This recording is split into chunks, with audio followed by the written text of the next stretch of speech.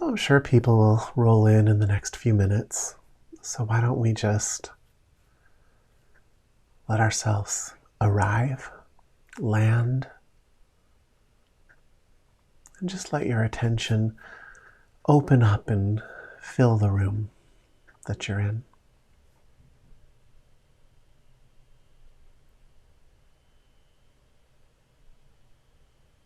Nothing to race towards.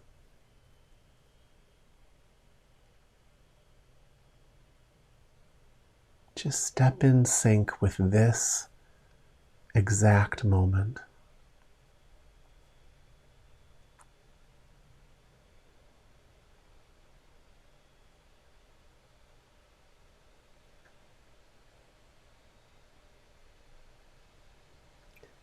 If there's anything anyone would particularly like to bring up tonight, I'm happy to address it. Otherwise, we'll just see what comes.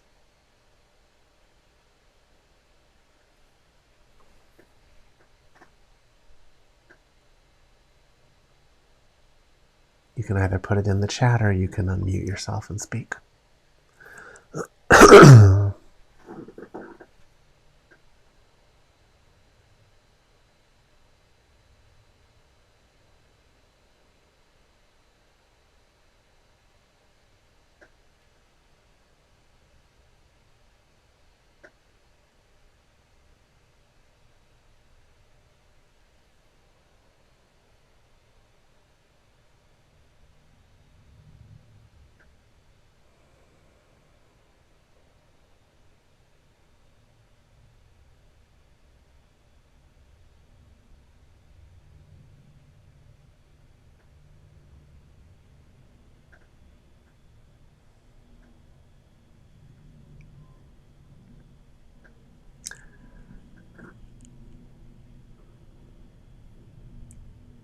I think we're going to start talking early tonight. So I want you to really land and let yourself open up. Slow yourself way down.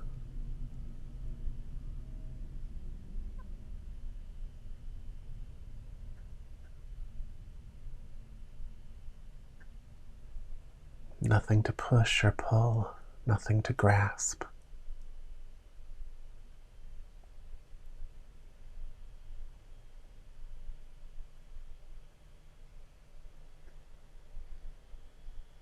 But what's coming forward tonight is the power of expectation. I'd like us to talk about that, and I'd like us to work with it a little bit. Because it is a power that you use unconsciously, usually to your detriment.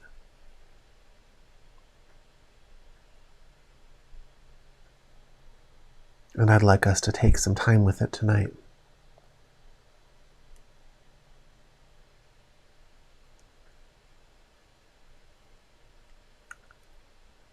The vast majority of you is underneath the surface of your consciousness. Subconscious.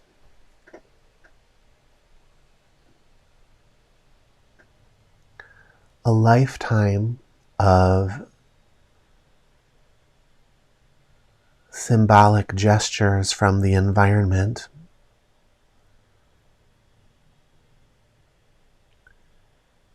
have spoken very deeply to you. And from that, you've gotten ideas about what you can expect from life, what you can expect from yourself.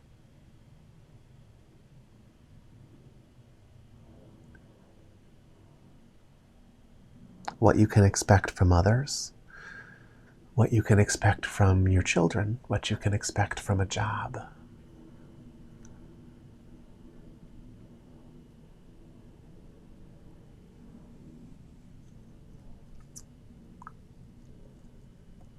And it looks like reality to you. It looks like reality to everybody. But it's not. And that's not just a spiritual teaching. I mean, scientifically, we know that it's not. One of the places you can see it more than anywhere else is race. You know, we've always known that there is so much disparity in what people of different cultures seem to be able to make happen in their life. Disparity in what appears to be physical strength, you know, the ability to push past some of the barriers that we think we all have.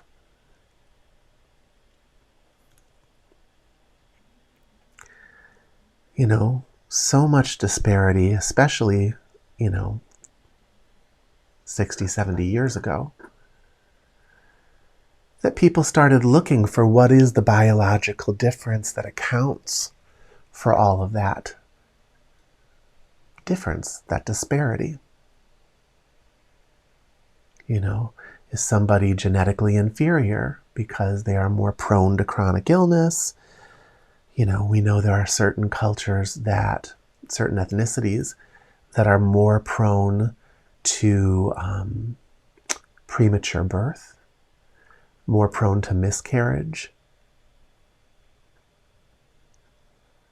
And as a society, we have all kinds of judgments around that.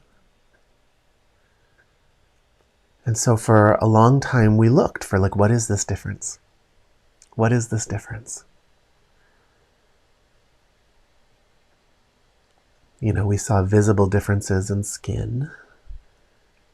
But when it came to actually looking at the physical body, whether it was the shaping of the skull or the way the muscles on the leg are put together, we've never really found a single explanatory biological difference.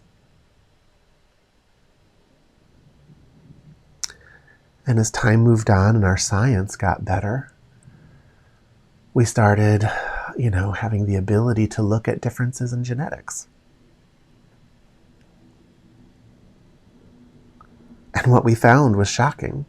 What we found was that there is no more variation between races, for example, than there are within races.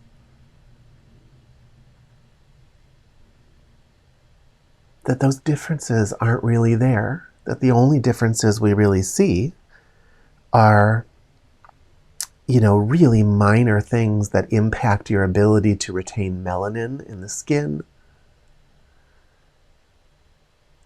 Some of them that look negative, like sickle cell anemia, for example, but that are really adaptive for the original environment in which the person's family came. And certainly nothing that ever explains the disparity that we see. I teach courses in genetics, and you have your genes that you come with, right? You've got this code that nothing can change. And that's what we test, and we know that that's pretty much the same. I mean, it differs by person, but the causes of the difference has nothing to do with race. It's just different.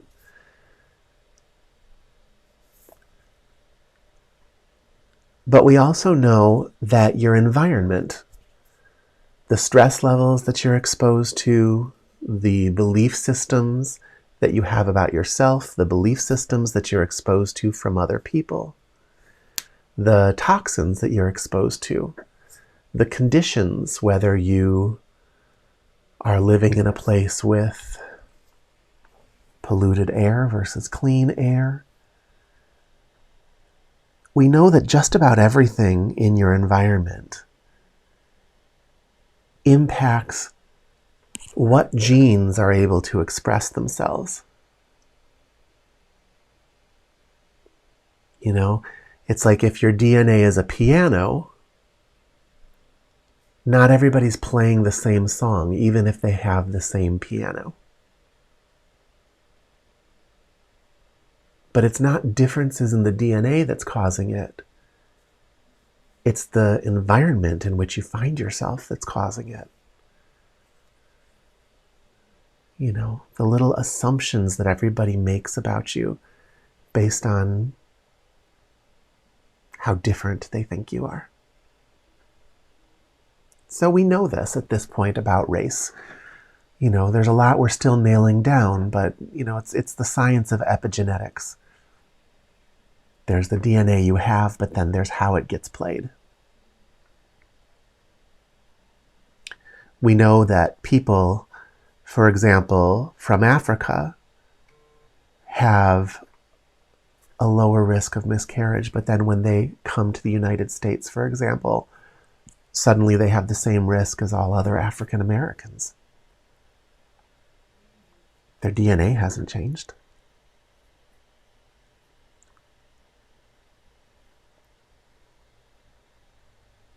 It's something that's being done to them. Something that's being done to you, something that's being done to all of us just through expectation, just through our assumptions, how we follow somebody in a store, the conditions of poverty that we foster slowly over generations.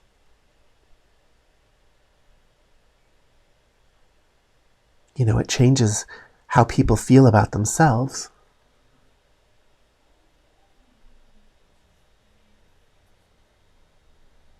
Spiritually. Everyone gets into the law of attraction and the power of all of that, and it's really not different than what we're discussing. The assumptions you have about yourself, the world, the moment, it has credence over your life, credence over other people's lives as well. It's quite a responsibility. And we're living in a world where people don't want to take that responsibility, but it's yours whether you want it or not. You're accountable.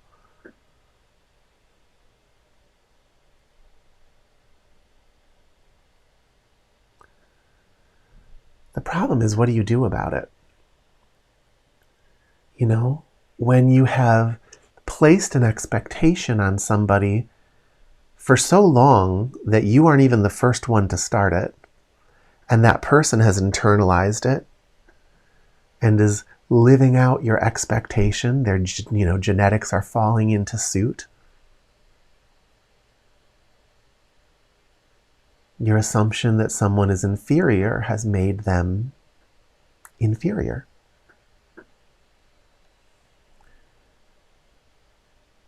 And you look at the problems that they have and you say, there, see, I knew. But the reality is you made it. You created it. It was a self-fulfilling prophecy. Once that happens, how do you change it? Because it's already confirming your reality to you. It's much harder to change it once you've created it than it is to not create it at all.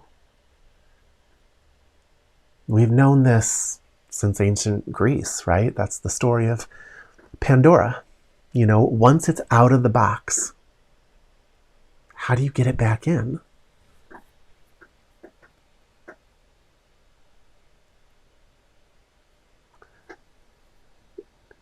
You do this to yourself as well. The assumptions that you have about life, about your job, about your spouse, about the people in your world.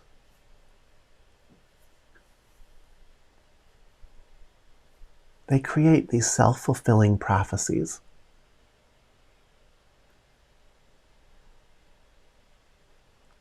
And once life has started confirming everything that you projected onto it, how do you convince yourself it isn't true? Even if you know how it works, and you do, it's much harder to convince yourself something you have evidence for isn't true than it is to not project a dysfunctional truth.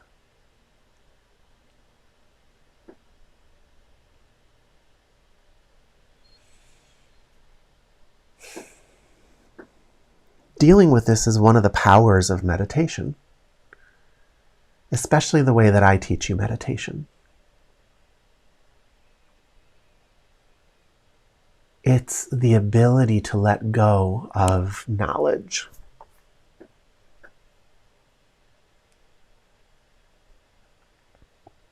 Knowledge is not what you think it is. It's mostly a string of misattributed assumptions and traits. The only way to get out from under that system that you created, that you were directed to create since the day you were born,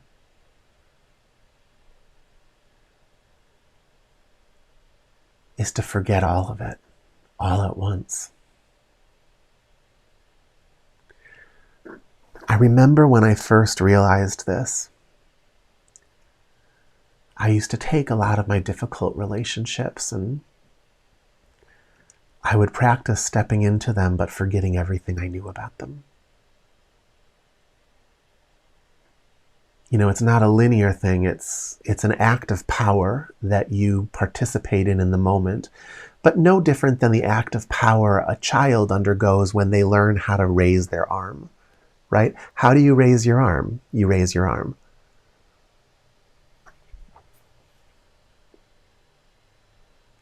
How do you let it all go at once?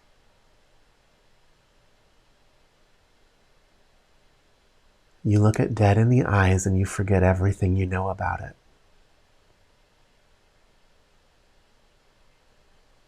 And in that moment, you're free. In that moment, you are not feeding the dysfunction anymore. And the longer you stay there, the more life can start showing you something different. There's always a reverberation, right? It's like if you've been pulling a rubber band back so far and you suddenly let go of it, life responds to that. You know, you've got this sort of stored up karma.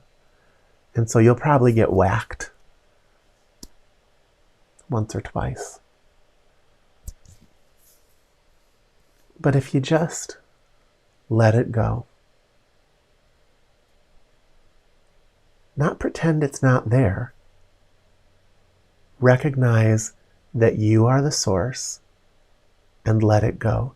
Even if someone else participated in the story, they can't do it without you.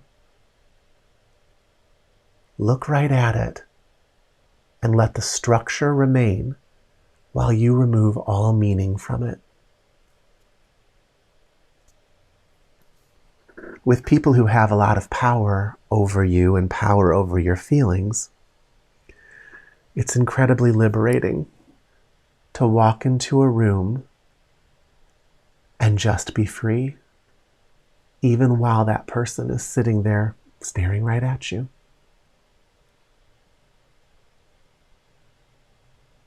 It liberates them too, because you're no longer storing their karma.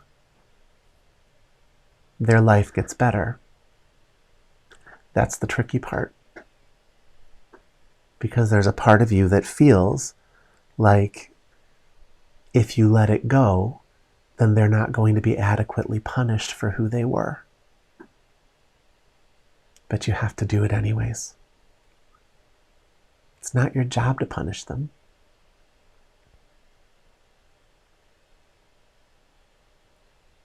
You know, these things get turned into silly little bumper sticker sayings. You know, do you want to be right or do you want to be happy? I kind of wish people wouldn't do that because it just cheapens it. It makes it so that you never really do it. Because the truth is there's nothing to say about it. No pageantry to be had over it.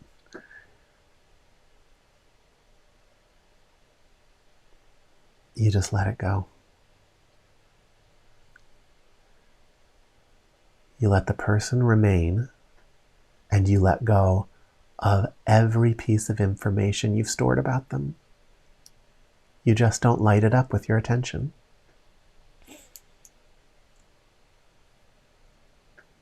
It might take some practice, but it's a worthy practice.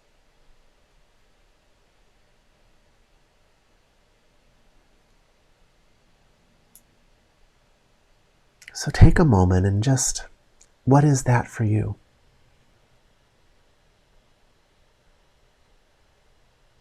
What could you forget everything you know about and be freer for it?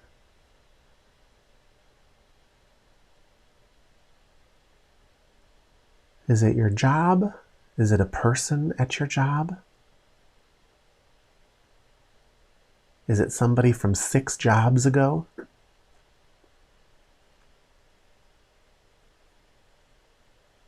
Is it an abuser? Somebody who really changed how you feel about yourself?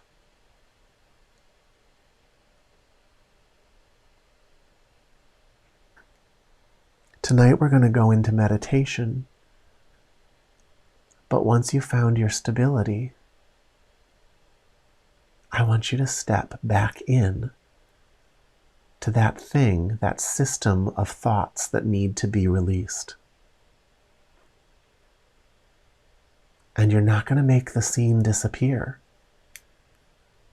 You're going to cleanse it of everything you've ascribed to it. You're going to take your power back. You're not going to wish anybody well. I'm not interested in having some new age moment with you. You are going to direct the power of your belief. You are going to direct the power of your attachment. You are going to direct the power of your story.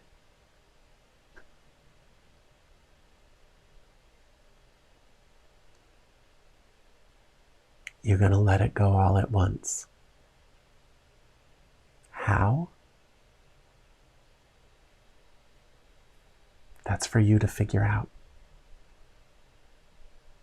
It's an act of will.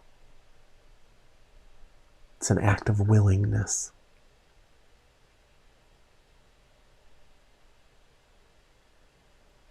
It's knowing what you intend to do and just doing it.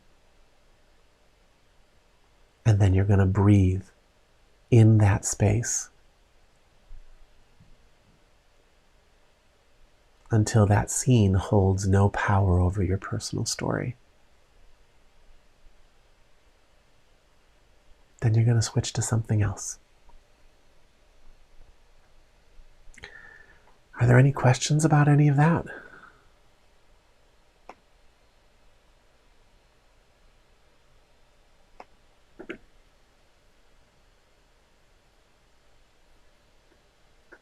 Okay. Let's go into meditation. Attention at the forehead and crown. Slow yourself way down to this moment.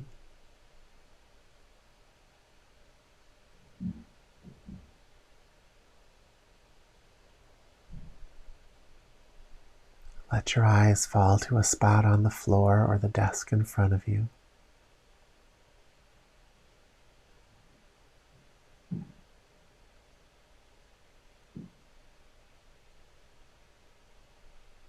And just step into the present moment of your breath. Let's do that for a little bit.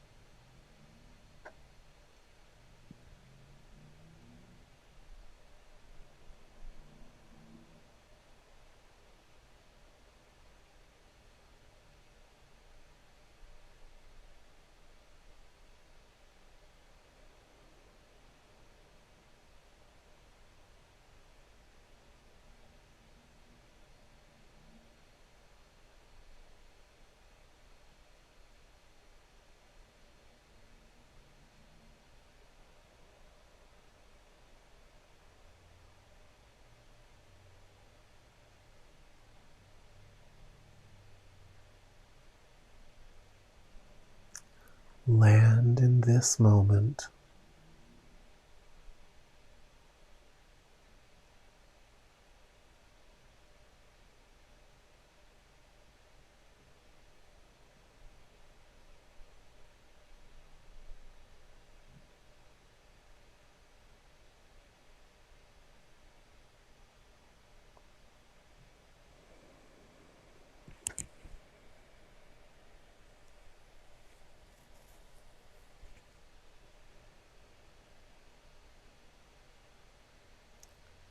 Find the center of this moment.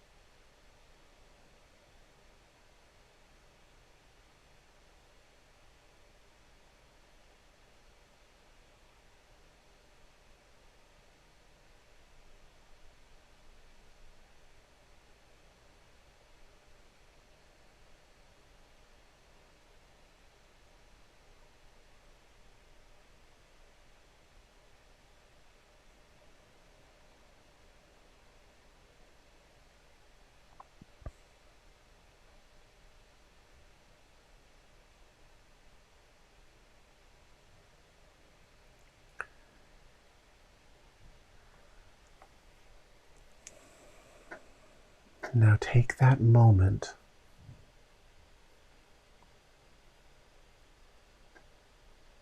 that person, that place, that thing, that experience that just has no place in your life. That thing that is so unacceptable,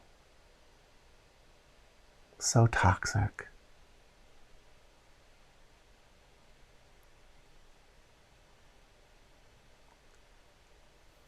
And the image that you carry inside of you that stores that moment, that place and time.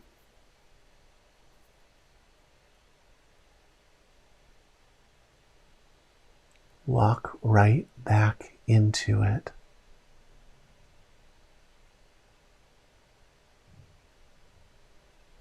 And as you breathe in that space, relinquish your knowledge. Everything you think you know about it, everything you think you know about them,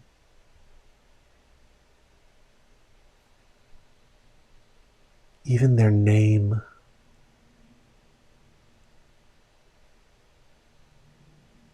even your role.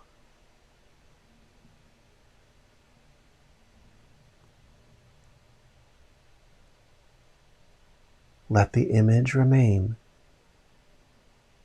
It's just a container for feeling. Empty the container.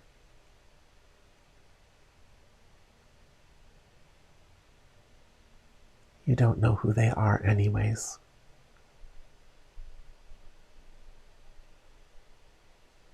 You don't know this, but you're just fighting with yourself.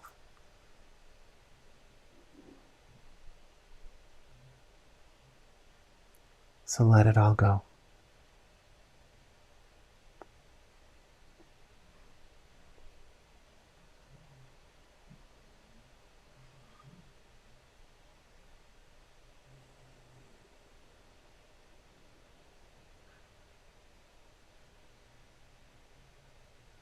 nothing to heal,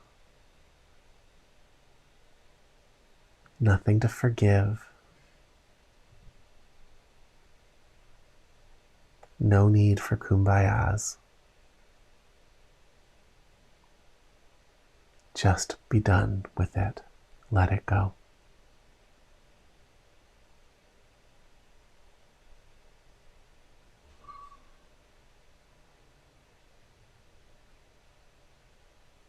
Remain there. Breathe with it. Stay released.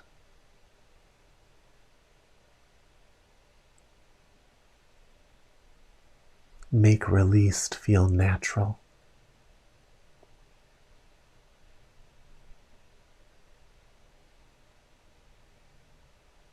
Find the height of your meditation in that worst moment.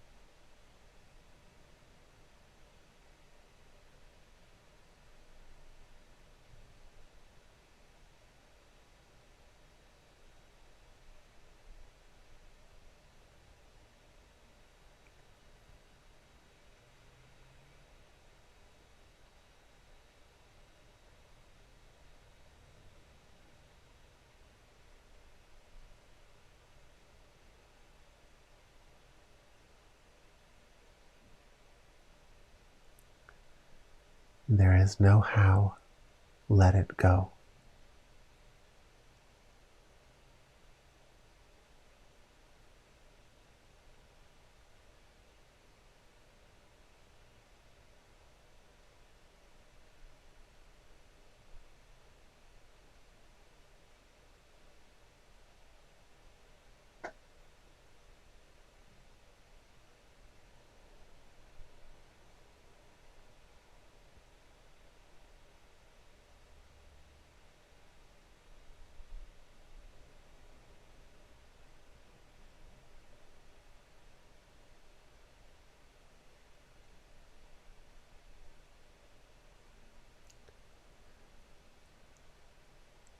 Forget everything you know about it.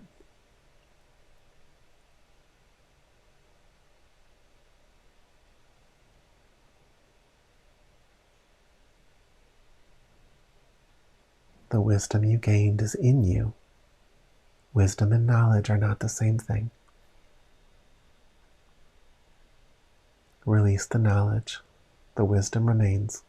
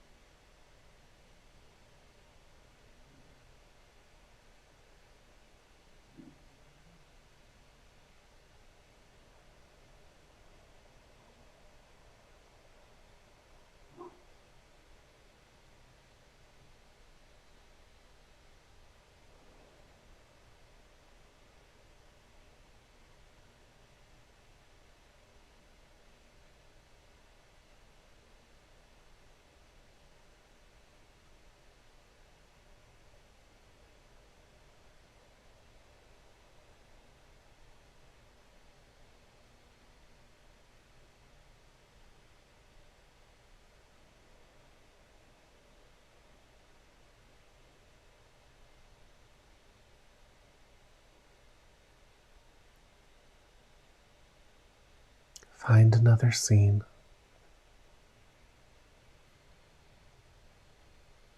Another moment, another person, place, or thing.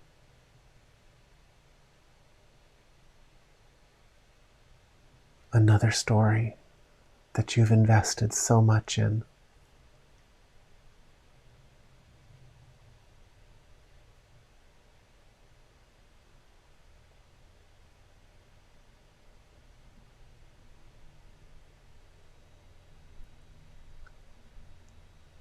Step into it.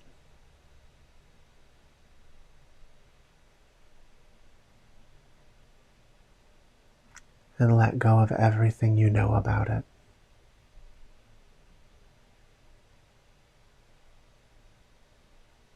Hold none of it in place.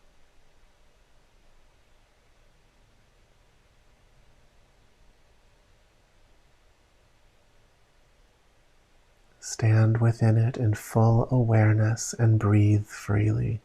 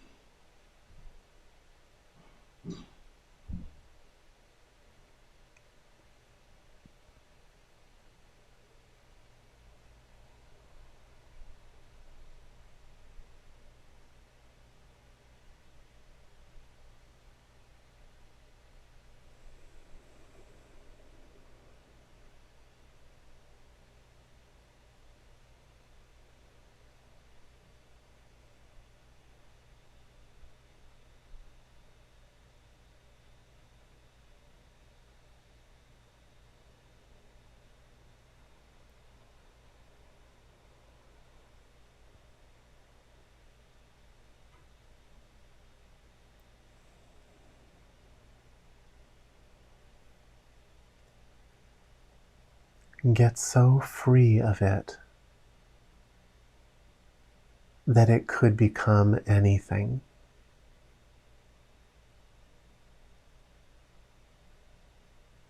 That you can't even picture the next step.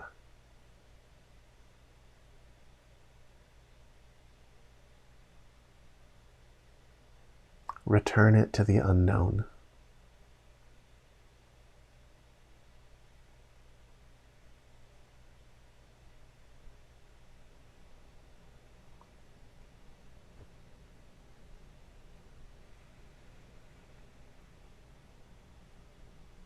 This is not suppression, it's release.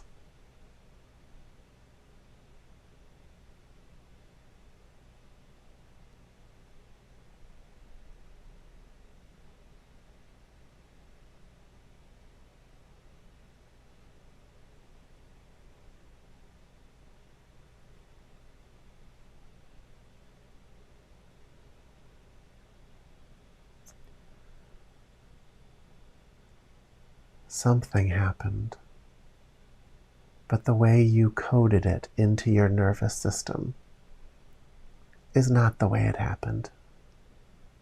Ever. So let it go. There's nothing to figure out. Let it go and breathe freely within it.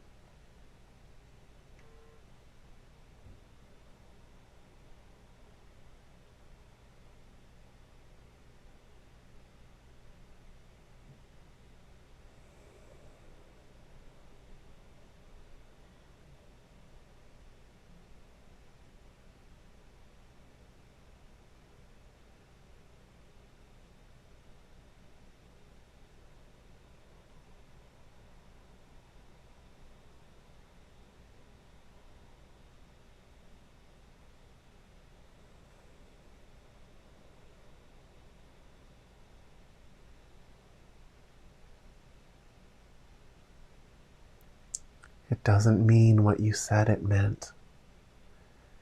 And the only person you're torturing is yourself. So let it go.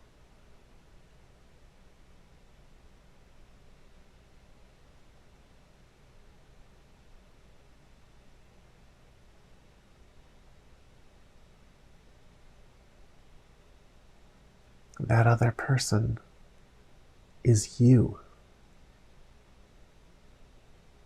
A role you cast and filled with the energy of your beliefs. Let it go.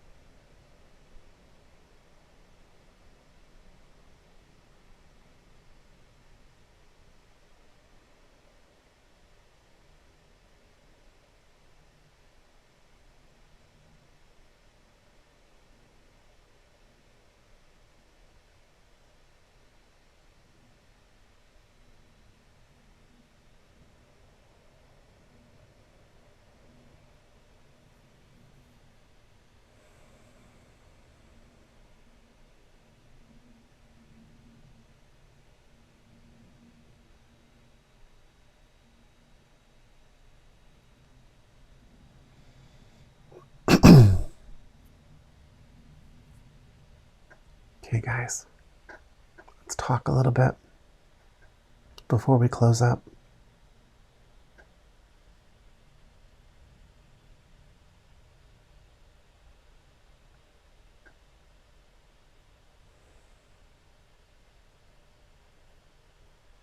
These stories that you carry with you, they're filled with you.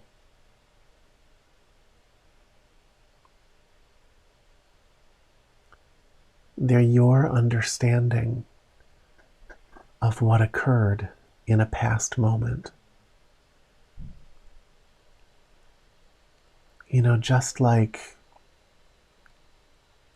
you see an artist's painting, and if you see a few paintings, you can get to a point where you can recognize the artist just by their painting.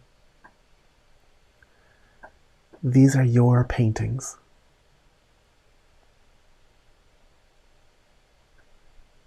They carry your energy. The intentions that you give the other person, those are yours.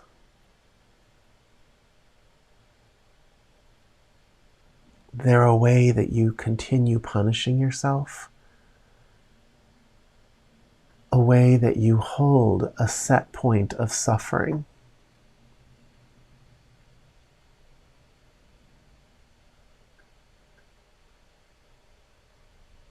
Most people think they just need to get away from them, but your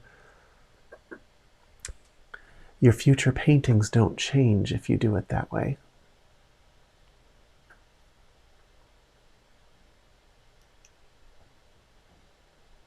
You have to step back in and set it free.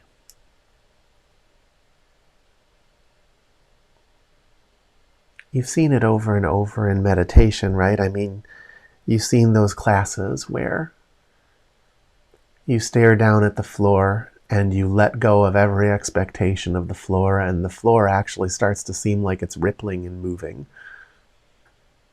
You were stabilizing the floor, and you stopped.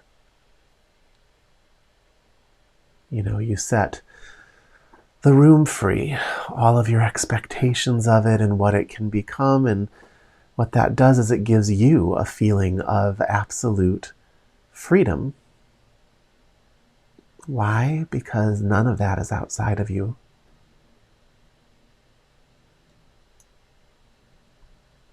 It's easier to do it in those moments because it's just a room, right? It's benign. It's not a foundation stone to your sense of identity. But even those foundation stones to your sense of identity are built out of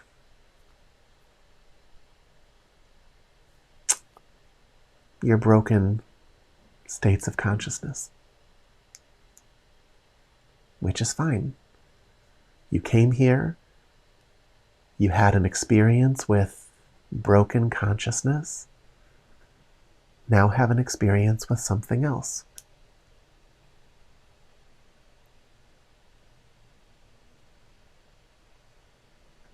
Examine your work. Examine your brushstrokes. Try something else.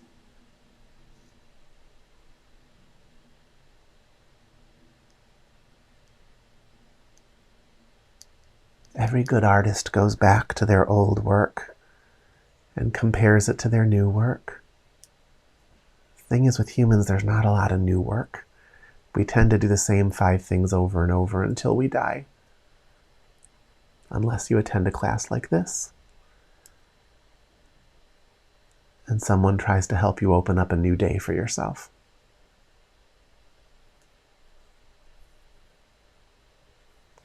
I want you to bring this into your meditation this week, but I also want you to take one real, live, difficult person or moment,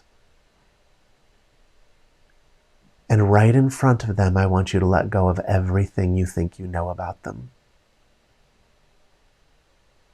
I want you to set them free of every expectation you have on them. Everything you think you know about their limitations, everything you think you know about their toxicity. You don't have to act. You don't have to sign any contracts with them. Just be in the space without holding them in place in your head.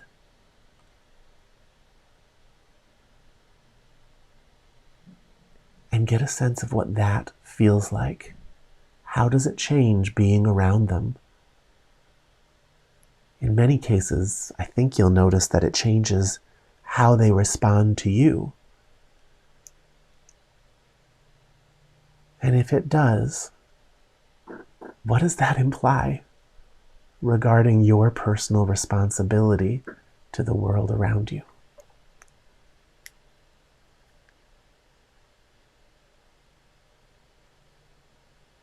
I'd like you to work with that this week. Write it down as best as you can remember and give yourself an experience with that. If you don't, you're just going to fumble through the same 5 or 6 things that you're always fumbling through. Give yourself a new experience.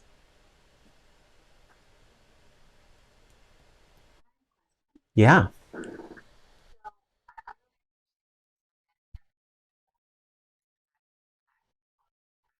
Mm-hmm. Mm-hmm.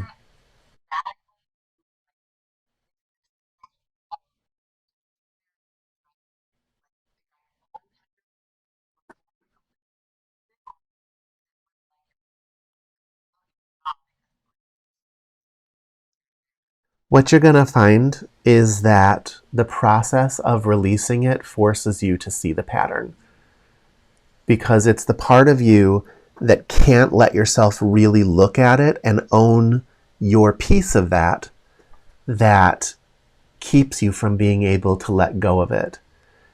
With that said, pick something you can manage, right? If this is something that will throw your entire life out of whack, you don't need to start with the heaviest thing. And you certainly can involve a therapist in working with some of those things. But that's a different skill set, right? Talking your way out of something is sometimes useful. I think it's similar to journaling. Gaining someone else's perspective on something can help you reframe it cognitively. But there's a lot more power in not needing everything to feel healed and finished in order for you to alter the storyline.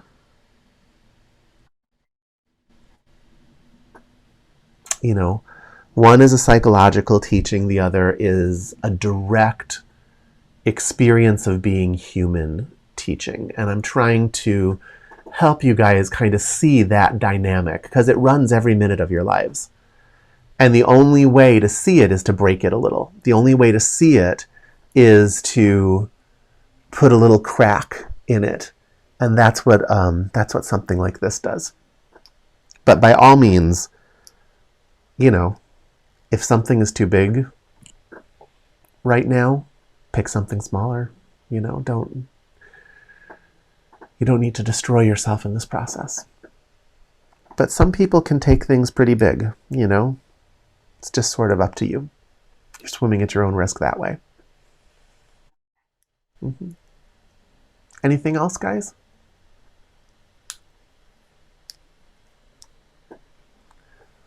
All right, everybody. Have a great night, and I will see you next week.